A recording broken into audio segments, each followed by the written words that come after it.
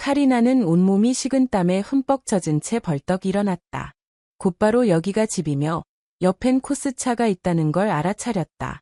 그는 다시 애도하듯한 눈길로 바라보며 유사에게가 보자고 묻는 걸 원치 않아 소리 나지 않게 일어나 방을 나가려 했다. 그런 일이 이미 한 번 있었고 그때도 오늘처럼 아주 불쾌한 찝찝함이 남았었다. 그리고 또 그 악몽을 꾸었다. 수년째 그녀를 쫓아다니는 그 악몽을. 어릴 적 막 부모를 잃었을 때는 아무 꿈도 꾸지 않았는데 이제는 다 큰 어찌 보면 자립한 여자가 되었는데도 그 악몽이 계속 반복된다. 매번 비명을 지르며 깨어난다. 그녀는 예전에 스테판과 사귀었고 결혼까지 갈 분위기였다. 그런데 어느 날 밤 그는 더는 버티지 못했다. 그녀가 벌떡 일어나 달려나가자 전처럼 끌어안아 달래주는 대신 그냥 자기 옷을 가방에 쓸어 담기 시작했다. 카리나는 떨리는 목소리로 물었다. 스테판, 뭐 하는 거야? 그는 그녀를 성난 눈으로 보았다. 난 간다. 이렇게는 못 살아. 한 달에 몇 번씩 내 그 미친 비명 소리를 들어야 한다고. 난 더 못하겠다. 나도 곧 미칠 것 같아. 아니, 벌써 그래. 넌 이미 오래전에 탈이 났고 그걸 인정하길 거부하잖아. 난 정신이상자인 아내를 원치 않아. 그리고 정신이상인 여자에게서 태어난 아이도 원치 않아. 스테판은 문을 쾅 닫고 나가버렸다. 그러고는 건물들이 무너지고 화산이 폭발해 재와 먼지 구름이 도망치는 사람들, 그녀의 부모까지 덮치는 그 꿈을 그녀는 꼬박 1년 동안 꾸지 않았다. 카리나는 스테판의 그런 짓에서 회복하는 데 1년이 걸렸고 꿈이 다시 나타나길 기다렸지만 나타나지 않았다. 스테판에게선 단 한 번도 전화가 오지 않았고 카리나는 조금 마음이 풀렸다. 마침 회사에서 업무 분야를 약간 바꾸고 다른 도시로 옮겨 새 지점을 열자는 제안을 받았다. 그녀는 한치도 망설이지 않았다. 잃을 게 뭐가 있나. 집은 전세, 부모와 살던 집은 여기서 거의 100km 떨어진 마을에 있었다. 이웃이 돌봐주겠다고 했지만 솔직히 집이 불타버려도 카리나는 슬프지 않았을 것이다. 몇 번 가보려 했지만 너무 아파서 그 아픔을 몸으로 느낄 정도였다. 한때 그들은 온 가족이 그곳에서 살았다. 할머니 리따, 엄마, 아빠의 엄마, 아빠, 그리고 그녀. 그 집을 산 건 카리나가 태어나면서부터 건강이 아주 좋지 않아 의사들이 자연에 가까운 곳으로 이사하라 권했기 때문이다. 엄마와 아빠는 구조대원이었고 그냥 구조대원이 아니라 멀리 장기 출장을 다니며 숲이 아닌 대형 화재, 참사, 지진 같은 곳에서 사람들을 구하는 사람들이었다. 할머니는 그들이 또 출장을 떠날 때마다 오래도록 성호를 그었다. 그 위험한 일을 그만두라고 한 번도 말한 적이 없었고 그들이 없는 동안 내내 기도만 했다. 그리고 카리나가 듣지 못하는 줄 알 때면 조용히 울었다. 그날 할머니는 불린을 만들기로 했다. 카리나가 늘 좋아했기 때문이다. 엄마와 아빠는 또 다른 출장을 떠나 있었다. 부엌에선 텔레비전이 켜져 있었다. 갑자기 할머니가 굳었다. 뉴스가 나오고 있었다. 카리나는 무슨 말인지 잘 알아듣지 못했지만 할머니는 분화하는 화산 장면을 멍하니 바라보고 있었다. 할머니가 말아 올리던 불린이 손에서 풀렸고 속이 천천히 흘러내려 바닥에 철썩 떨어졌다. 그 순간이 카리나를 너무 놀라게 해서 그것만을 가장 선명하게 기억했다. 그때부터 그녀는 그 재료에 손도 대지 않았다. 카리나는 겁먹은 눈으로 할머니를 바라보았지만 할머니는 말없이 화면만을 보았다. 눈이 어딘가 비어 있었다. 그때 초인종이 울렸다. 카리나는 달려가 문을 열었다. 문 앞에는 부모와 같은 제복을 입은 남자가 서 있었다. 바로 그때 카리나는 진짜로 무서워졌다. 그녀가 14살이었을 때 부모를 잃었다. 남자가 간 뒤 할머니는 앉아서 말이 없었다. 카리나는 조용히 울었다. 너무 무섭고 너무 아팠다. 엄마와 아빠를 다시는 못 본다는 걸 믿을 수 없었다. 텔레비전에서는 또다시 먼지와 재의 구름이 사람들을 덮치는 장면이 흘러나왔다. 카리나는 눈을 뗄 수 없었다. 어딘가에서 아빠나 엄마가 나타나 주길 바랐다.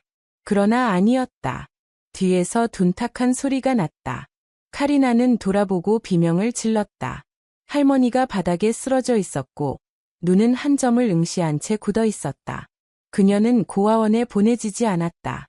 아빠와 엄마의 상관의 가족이 카리나의 후견을 맡았다. 그녀는 그들에게 아주 고마웠다.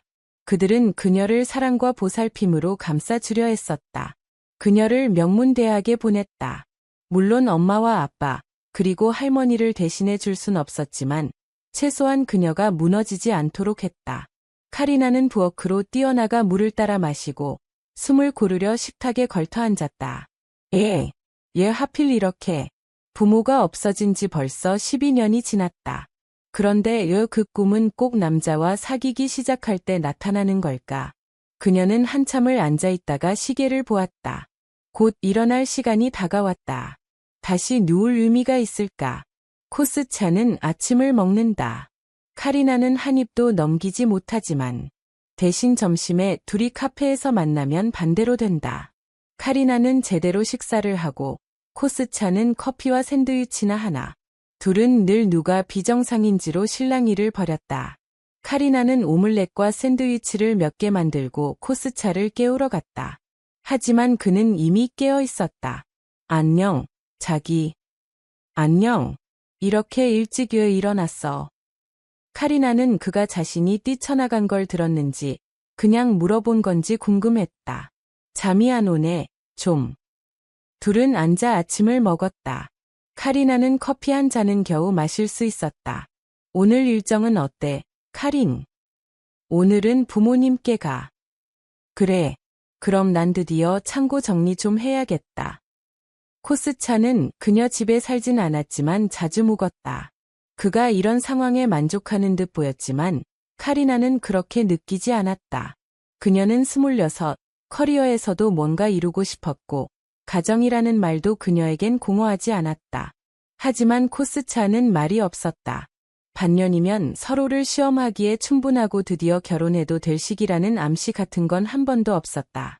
그렇다고 그녀가 먼저 청혼을 할 수도 없었다.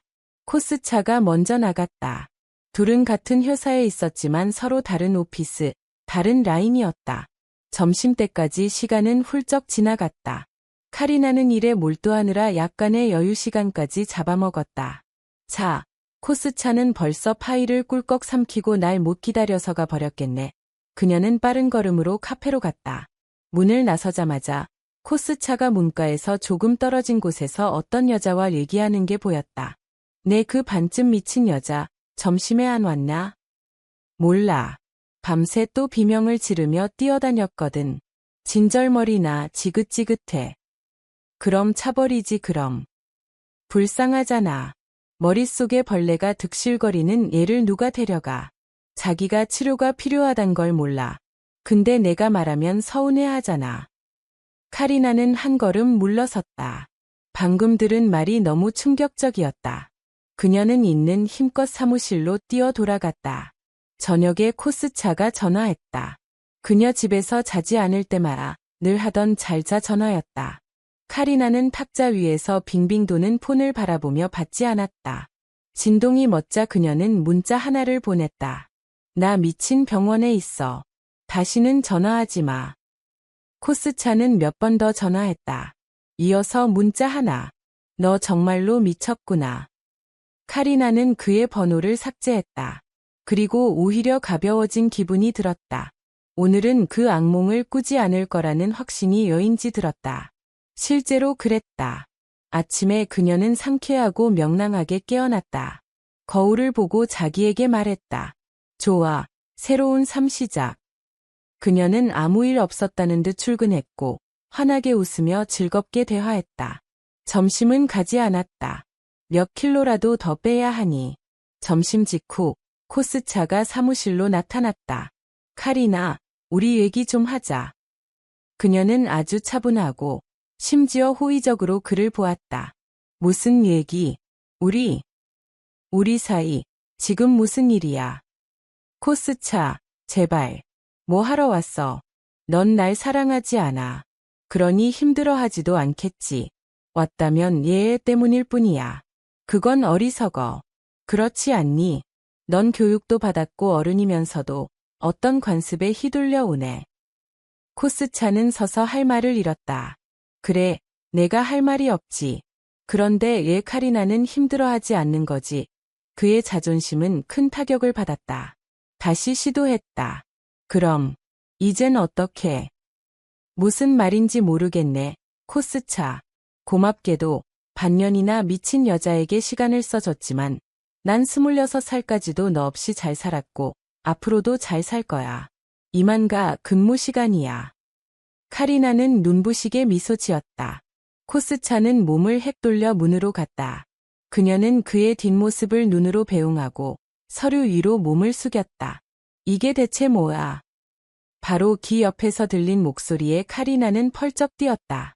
스베카, 제발 고양이처럼 슬금슬금 다가오지 좀 마. 나 더듬이 되겠다. 스베타, 동시에 카리나의 친구는 싱글벙글했다. 카린과, 진짜야. 방금 코스차 차버렸어. 눈물은 걔 멋진 남자잖아. 스베타는 그녀의 말투를 능청맞게 흉내냈다. 사실 스베타는 관계 초반부터 이유 모를 반감을 가졌다. 첫눈에 코스차를 싫어했고 거드름 떠는 바보라고 불렀다. 코스차가 그녀 집에 있을 땐 절대 놀러 오지 않았다. 카리나는 왜 스베타가 그를 못 견디는지 이해하지 못했다. 스베타, 넌 내 친구잖아. 어느 날 둘이 시내를 걷다 카리나가 말했다. 그럼 친구지. 누가 널 맞이해 살려줬는데. 스베타가 웃었다. 카리나는 이 도시로 이사와 길을 잃었던 그날을 떠올렸다. 그녀는 사무실에 전화했고 회사에서 택시를 보냈다. 그런데 택시 대신 스베타가 왔고 즉시 그녀를 구원하기로 마음먹었다. 도시는 괜찮았고 카리나는 단지 지쳤을 뿐이었고 날씨도 별로였다. 스베타는 솔직하고 쾌활했고 그날 바로 친해졌다. 첫날 저녁 스베타는 그녀를 자기 집으로 데려갔다. 그런데 얘 묻는 거야. 스베타가 멈춰섰다. 내 절친이 왜 내 남자를 못 참고 싫어하는지 이해가 안 돼서. 넌 내 행복을 원치 않는 거야. 누가? 내가? 스베타는 억울한 척 코를 훌쩍였다. 내 남자는 내 남자가 되면 안 돼. 너랑 안 맞아.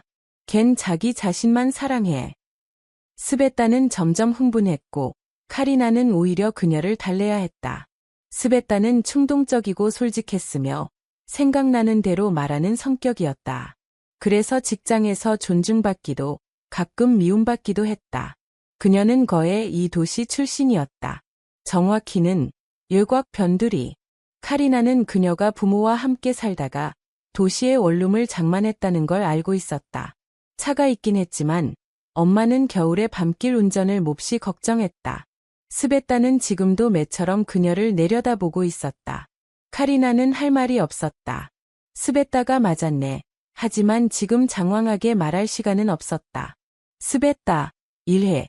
끝나고 샴페인 하나 사서 축하하자. 약속할게. 전부 다 얘기해 줄게. 저녁에 모든 사정을 들은 스베타는 잠시 생각하더니 그녀를 뚫어지게 보았다. 연차 있지? 응, 좀 해. 카리나는 순간 겁이 났다. 스베타가 또 엉뚱한 걸 꾸민 게 틀림없었다. 연차가 있다면 핑계 대기도 힘들다. 스베타, 난 안 가. 지난번 너 때문에 우리 둘 다 빠져 죽을 뻔했잖아. 카누 타는 걸 못하면 인생을 모르는 거라고 떠들더니.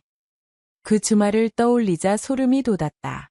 스베타의 꼬드김에 카누를 타러 갔다가 큰일 날 뻔했다. 카리나가 운동을 꾸준히 한 덕분에 간신히 버텼고 한 손으론 자기 몸을 둥둥 떠내려가지 않게 잡고 다른 손으론 수영도 서툰 스베타를 붙들었다. 구조된 뒤 카리나는 친구를 한 대 칠 뻔했다. 간신히 참았다. 그런데도 스베타는 웃었다. 그치만 안 죽었잖아. 모든 게 잘 됐지. 게다가 뭐야, 대모험이잖아. 평생 못 잊을걸. 맞아. 그런 건 절대 못 잊지. 그리고 지금 스베타의 눈에 그때와 같은 불꽃이 있었다. 소리 지르지 마. 이번엔 위험한데 안 데려가. 그냥 우리 할머니네 가자. 고요한 호숫가에 사셔. 바로 옆에 숲 정말 아름답고 사람도 없어. 부모님하고 같이 안 계셔. 아니, 사실 내 할머니가 아니라 증조 할머니. 나도 몇 살이신지 몰라. 근데 꼭 봐야 해. 뭐라고 해야 하지? 그래서 요딴 데 사셔. 카리나는 웃어버렸다. 스베따, 무슨, 마녀? 스베따는 눈을 가늘게 뜨며 웃었다. 카리나, 직접 안 보면 모르지. 카리나는 한숨을 쉬었다.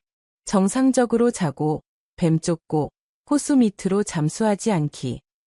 됐어, 그만해. 우리 할머니 착하셔. 전자레인지도 있으시거든. 오, 전자레인지가 있다면, 좋아. 근데 봐, 무슨 수작만 부리면 바로 돌아올 거야. 카리나는 스베따에게 고마웠다. 물론 그녀는 꿋꿋했고 강했지만 마음속 어딘가에는 여전히 서러움이 남아있었다. 그녀가 무슨 죄인가? 악몽을 꾸는 게 그런 대접을 받아야 하나. 스베따, 나 의사한테 갈까? 약을 줄지도. 그놈들이나 보내. 그 사람들한테 의사가 필요해. 여자친구를 지지해 주기는커녕 버리고 도망치잖아. 참나, 남자랍시고. 카리나는 전적으로 동의했다. 그래서 의사 생각은 나중으로 미뤘다. 그들은 1시간을 걸었다. 나무 사이로 굽이치는 길을 헤치며 스베따, 지름길이라며. 전엔 그랬는데 어딘가에서 잘못 꺾었나 봐. 내비켜봐. 폰내비 있잖아. 여긴 통신이 안 터져. 정말 대단하야. 친구야. 도로로 왔어야 했는데. 지금 말해봐야 뭐해. 다 뒤덮였는걸. 어디로 꺾는지 전혀 모르겠어. 걸어가야겠다. 안 돼, 난 걸어서 안 가. 여긴 늑대라도 뛰어다니지 않을까? 늑대가 너를 뼈만 앙상해서 먹을 것도 없는데. 스베따가 핸들을 돌리다가 차의 앞부분이 나무에 박혔다. 됐네. 이제야 도착. 둘은 차에서 내려 한 바퀴 둘러보고 또 돌았다. 스베따는 생각에 잠긴 채 손톱을 깨물었다. 일단 조금 뒤로 뺐다가 다시 앞으로, 또 뒤로. 스베따, 좀 머리를 써봐. 카리나는 짜증이 나기 시작했다. 넌 뭘 시작만 하면 가장 사소한 일도 모험으로 바꾸니. 되게 위험하기까지 한. 카리나, 맨날 남처럼 소리만 지르니. 난 여기 나무 하나하나 다 알아. 그럼 보여줘. 어디로, 어떻게. 스베따가 대답하려는 찰나 큰 우지끈 소리가 났다. 가지가 부러졌다. 누군가가 이를테면 곰이 부러뜨린 걸지도. 둘은 비명을 지르며 순식간에 차 안으로 뛰어들었다. 누군가의 그림자가 아뷰리에 드리워졌다. 둘은 눈을 꼭 감았다. 그리고 조심스런 똑똑 소리를 들었다. 이상했다. 곰이 노크는 하지 않을 텐데. 소리가 반복되었다. 카리나는 한쪽 눈을 슬쩍 떴다. 유리 너머로 비웃는 듯한 남자의 얼굴이 보였다. 미녀 두 분, 길 잃으셨나 봐요.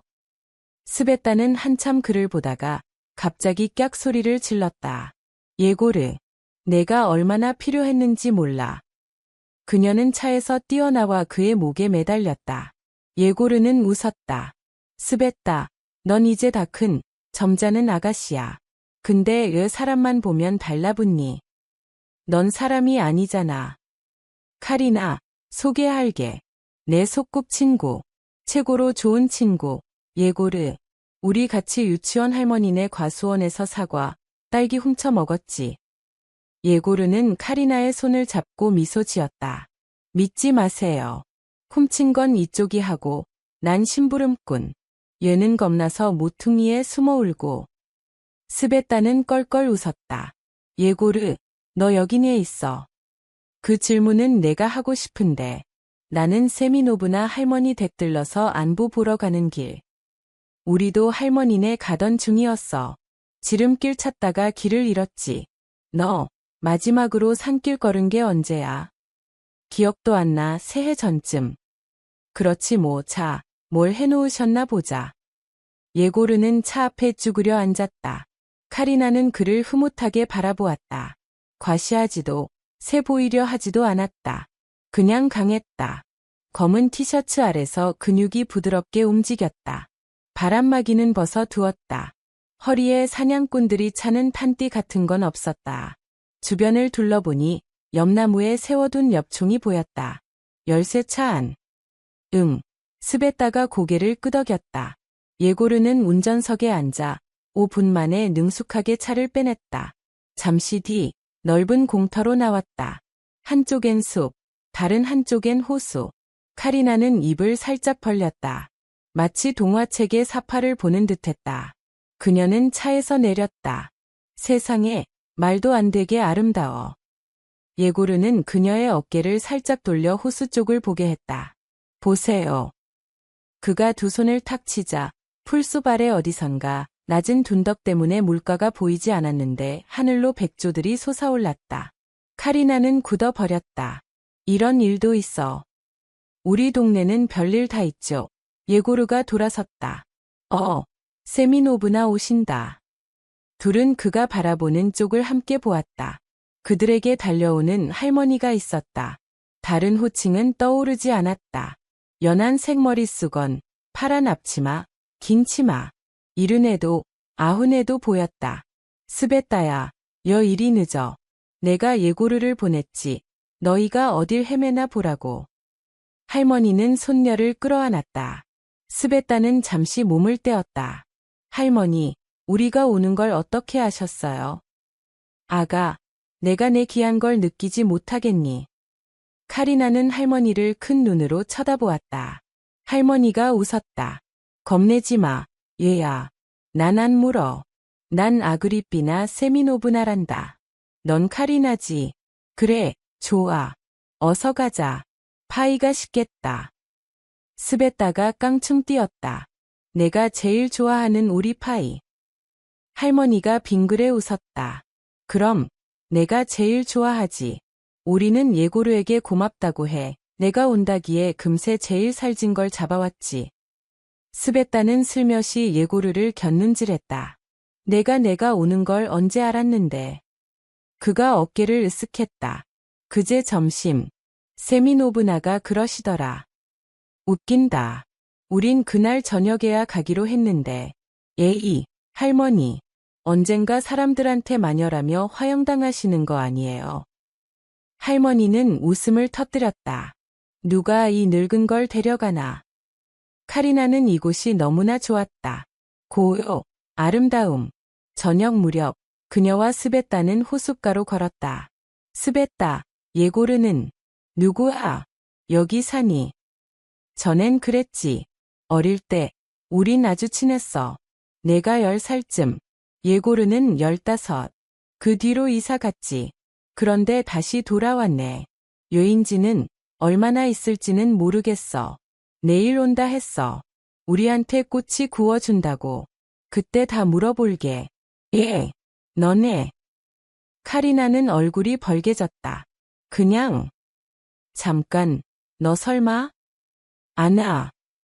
스베타는 그녀를 들썩이며 놀렸다. 카리나는 버둥거리며 항의했다. 그만해, 애도 아니고. 사랑이다. 첫눈에.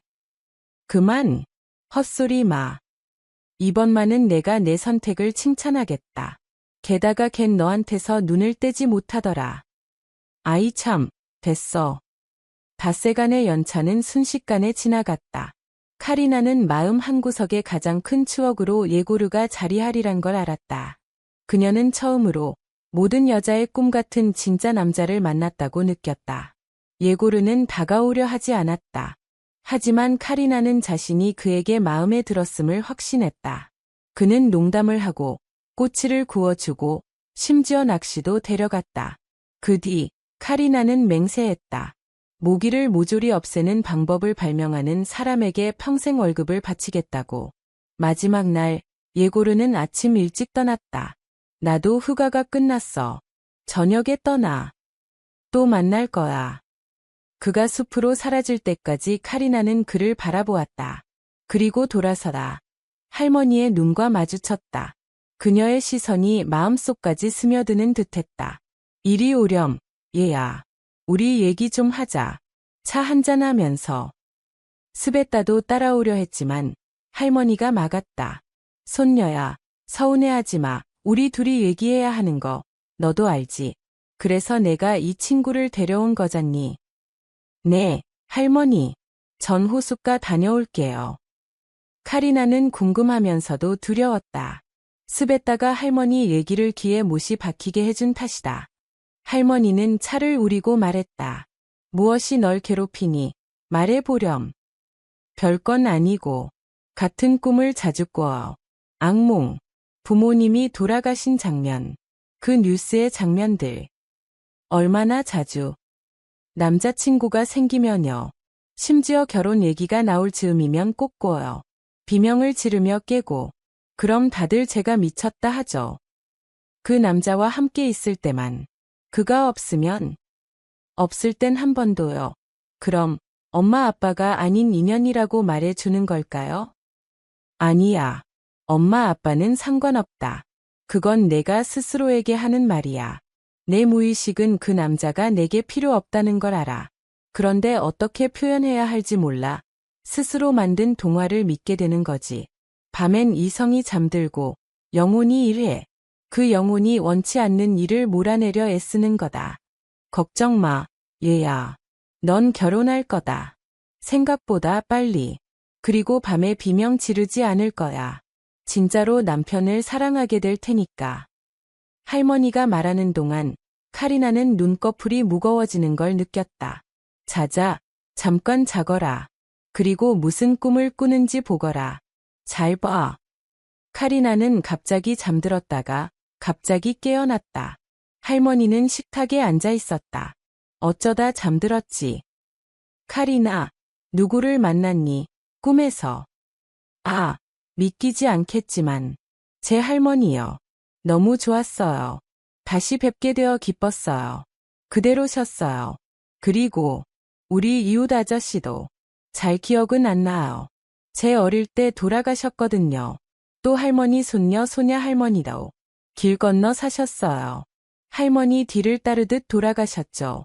또 누가? 아그리삐나 할머니의 눈이 아주 짙어졌다. 낮에는 아주 옅은 파란색이던 눈이 지금은 갈색도 아닌 새카만 빛이었다. 모르겠어요. 더는 기억이 안 나요. 아, 할머니가 뭐라 하셨어요. 집에 가거라. 부모님이 걱정하신다. 그래서 내가 뭐라고 대답했더라. 됐어. 할머니는 다시 평범한 모습으로 돌아왔다. 잘 들어, 얘야. 난 드물게 틀린다. 그런데 지금은 틀릴까 봐 두렵다. 너는 내가 알고 있던 이미 세상을 떠난 이들을 다 만났다. 그런데 내 부모님은 오지 않았지. 에요. 내 생각엔 그분들이 죽은 이들 사이엔 없는 것 같다.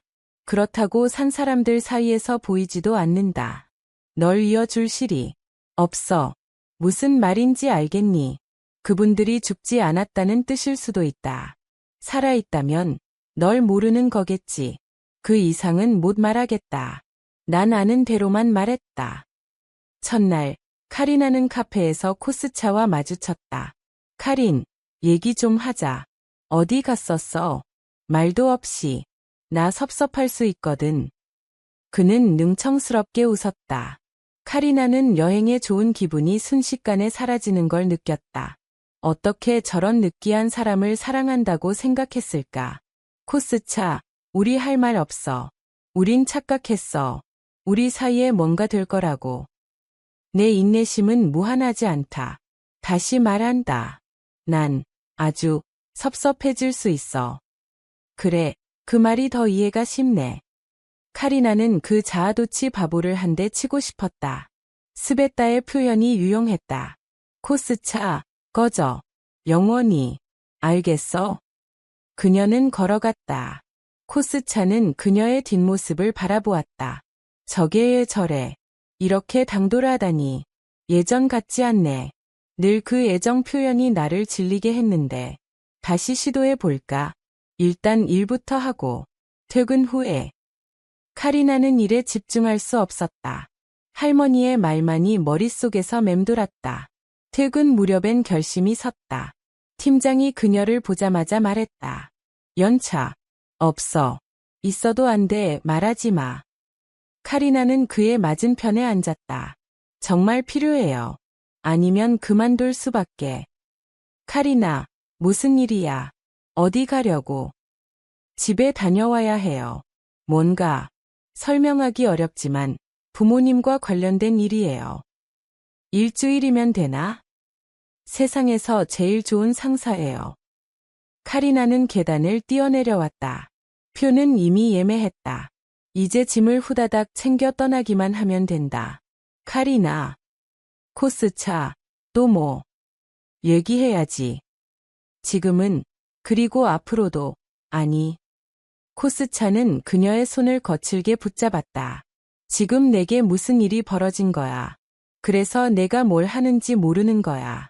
하지만 난 용서할게. 가버려. 그녀가 손을 빼려 했지만 코스차는 힘껏 잡았다. 손 놔. 익숙한 목소리였다. 코스차는 놀라 손을 놓았고 카리나는 예고르의 품으로 뛰어들었다. 그렇군. 남자라고 다를 줄 알아. 걘 금방 널 갈아치울 거야. 코스차는 욕설을 던지려다가 예고르의 눈빛을 보고 입을 다물었다. 예고르, 내게 2시간뿐이야. 그 뒤 떠나야 해. 어디로?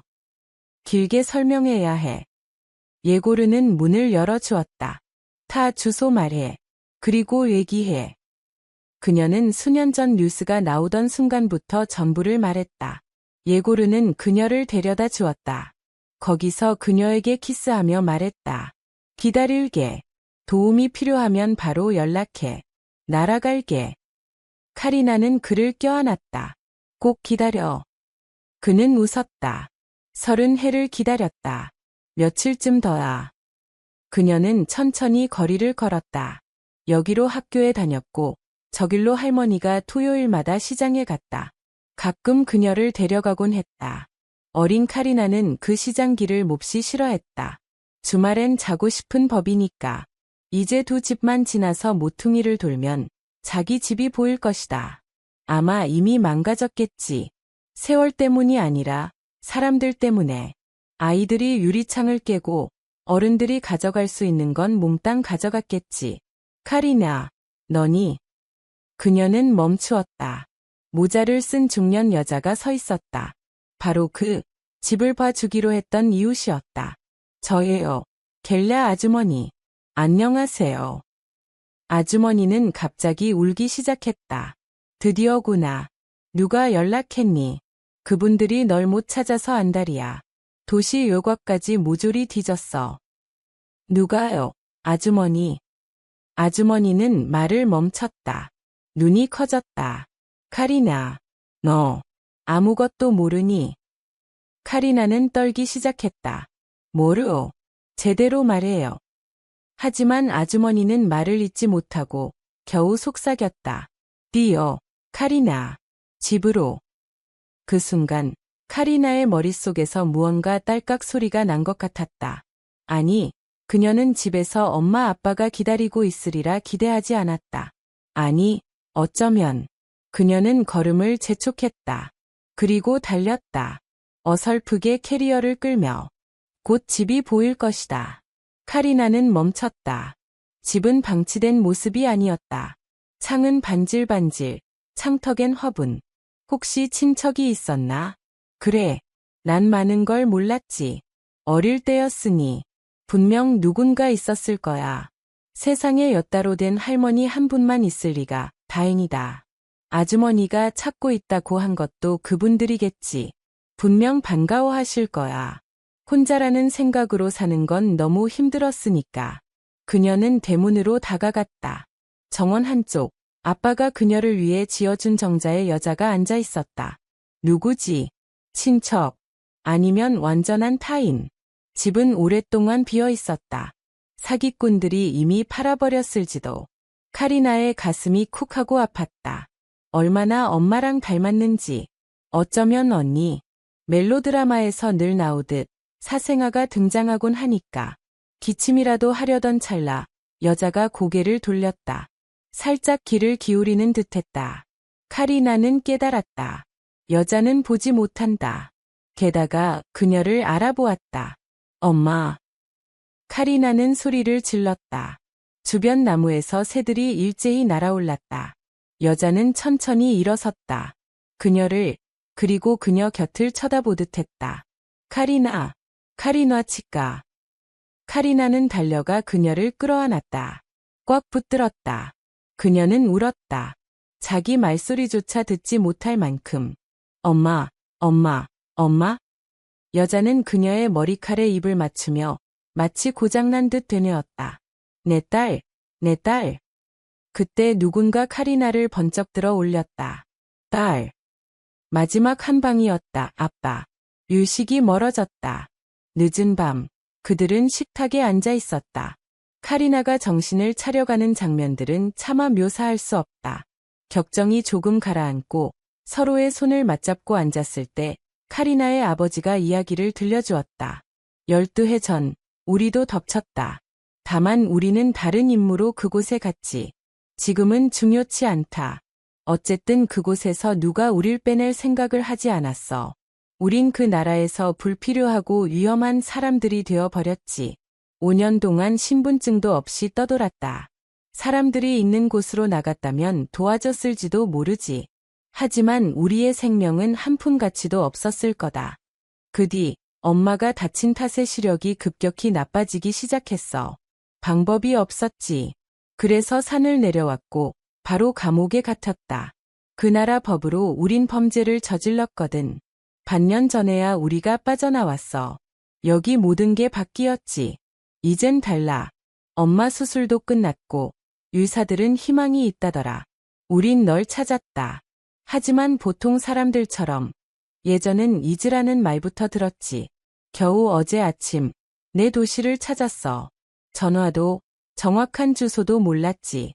그래도 엄마와 결정했어. 여기서도 널 못 찾으면 떠나자고. 벌써 표도 샀다. 내가 없으면 어떻게 했을지. 난 10년 동안 여기 오지 않았어요.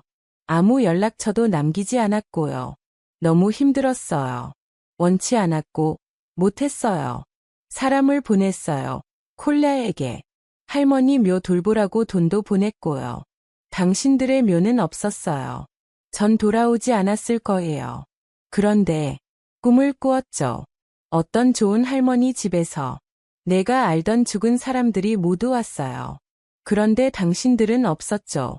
그래서 할머니가 말했어요. 죽은 이들 사이엔 없다고. 얘야, 내 얼굴을 볼 수 있을지 모르겠구나. 그래도 확신한다. 넌 세상에서 제일 예쁜 아이다. 엄마가 카리나의 손을 쓰다듬었다. 아빠가 바로 말했다. 유심할 것도 없다. 새벽녘에야 모두 자리에 들었다. 카리나는 자기 방에서, 부모는 부모 방에서, 예전처럼, 그때처럼. 카리나는 스베타에게 문자를 보냈다.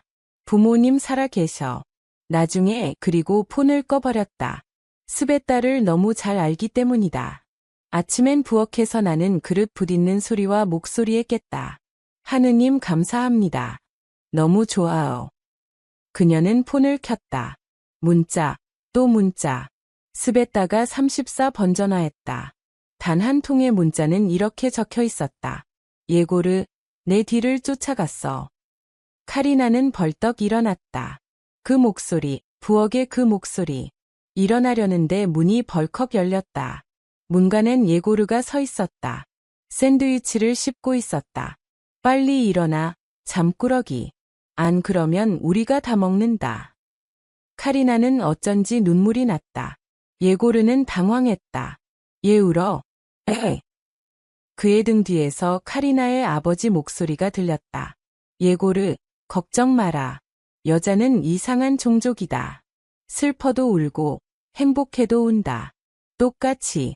지금 머릿속에서 무슨 일이 벌어지는지 슬픔인지 기쁨인지 우리가 어찌 아느나. 스베타가 현장을 지휘하고 있었다. 예고르, 곰처럼 뭉그적거리지 말고 떨어뜨리지도 말고. 내가 뭘 떨어뜨렸다고. 사람은 처음 모든 걸 하곤 하지. 가끔 널 한 대 쥐어받고 싶다. 어릴 때부터 그러잖아. 엄마, 아빠랑 데모가 또 싸워. 작은 소녀가 카리나에게 다가왔다.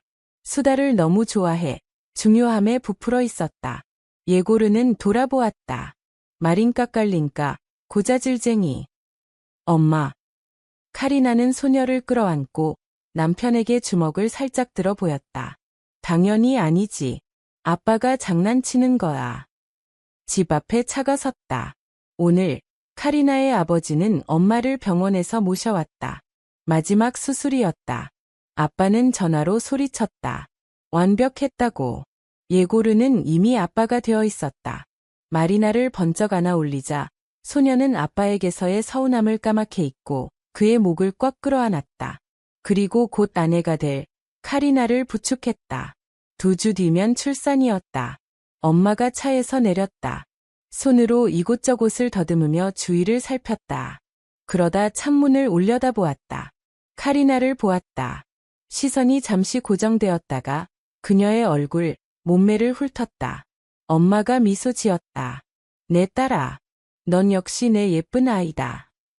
녹음, 이야기들의 세상 채널을 위해 특별 제작되었습니다. 들어주셔서 감사합니다.